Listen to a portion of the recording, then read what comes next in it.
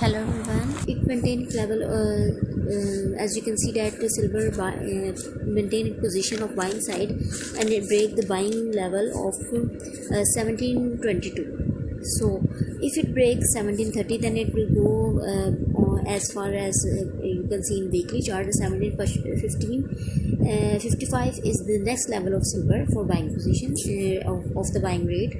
That if silver go upside more in this week, that the next level would be 17.55, but only if it breaks 17.30 level.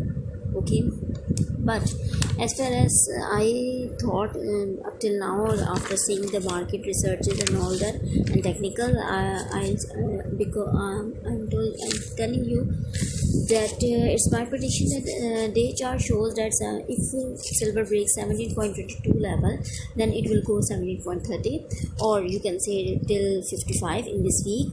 But as far as I am looking and predict that 1730 level will not break, and if break then go 55, and if not break then silver will come back soon and it will start selling trend, and selling level would be the next level would be, you can say that 16.50 and then 16.20.